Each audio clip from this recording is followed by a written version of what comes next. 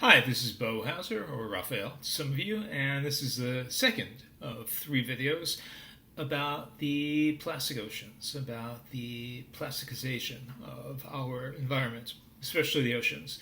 And this video is going to talk specifically about wildlife, marine life, and fishes, and what is on the highest order of this food chain, which are human beings. And we also fall victim to this in all manner, including what goes on inside of us. We'll get to that in a second. But to recap a little bit what I talked about last week. So almost 5 tons of plastics, this plastic soup it becomes, are dumped into the oceans every year from all over the planet. 80% of that comes from land, from countries all over the world, from land. 20% comes from on sea, from commercial vessels, cruise vessels, just dumping their garbage. Plastic netting, just refuge. A lot of them dump, plastic netting, and large mammals and small mammals get caught up in this netting, and they just suffocate, get caught, and die.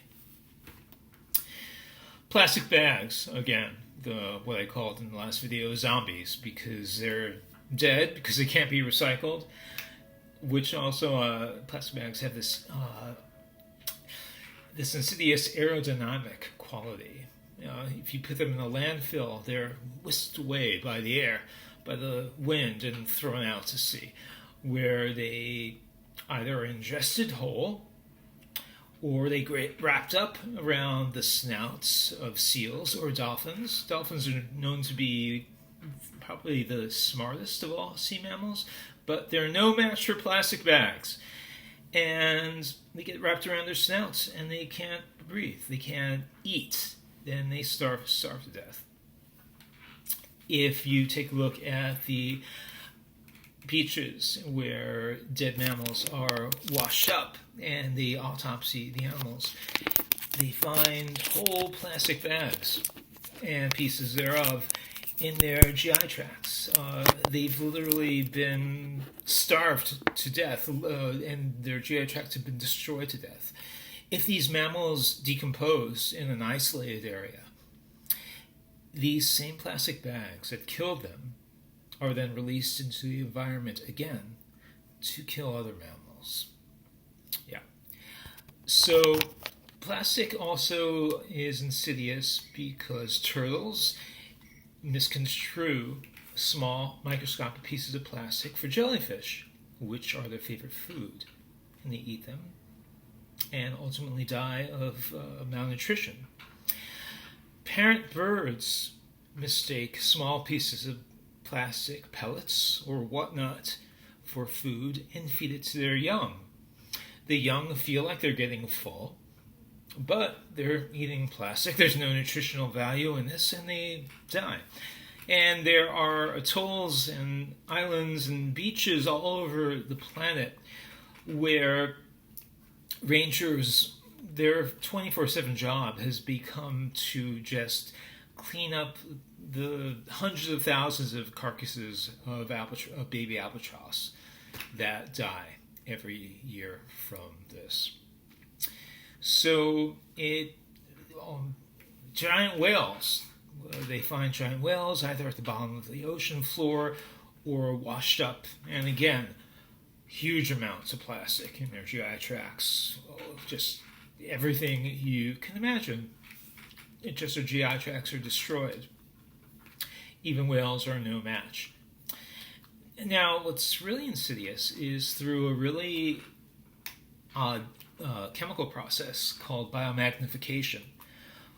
When small fish eat in the ocean, and they're ingesting huge amounts of water in the process.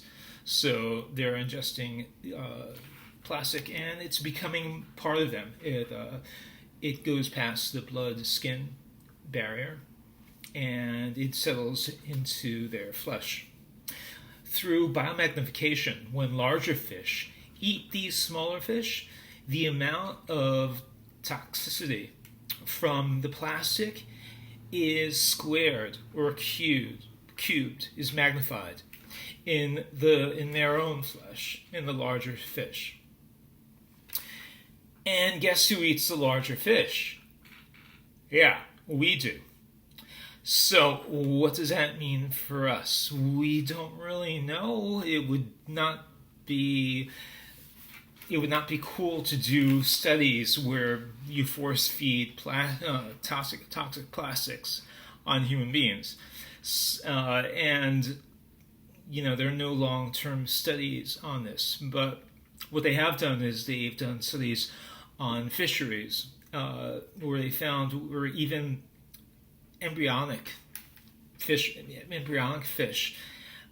across the board have very high levels of toxicity in their systems from plastics, of whether it's phthalates or BBT, DDT, or what have you. This is in the embryonic stages.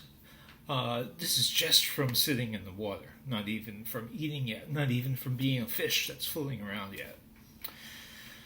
So, it's a really sad thing, So we have 100,000 mammals and 1 million birds being killed every year from plastics. And we are the highest mammal on that food chain, and we're ingesting it too.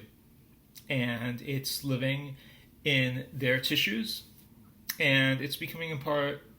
We're ingesting them, and we don't know what that means for us. But it can't be good, because these phthalates and stuff, they are known to be carcinogens, are known to be hormone disruptors.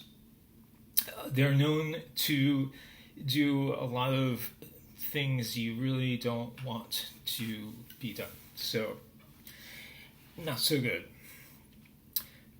So that is the cost to the wildlife and the sea life. And so I hope you might think twice a little bit.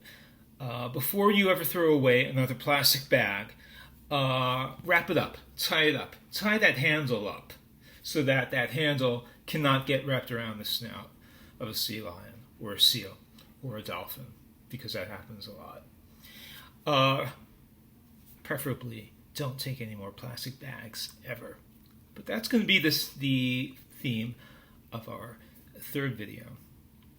So I hope this has not been too depressing, but I hope you got a little bit more of a sense of the cost of what we're really doing to what is living inside of our oceans, and got you to think a little bit. And thanks for watching.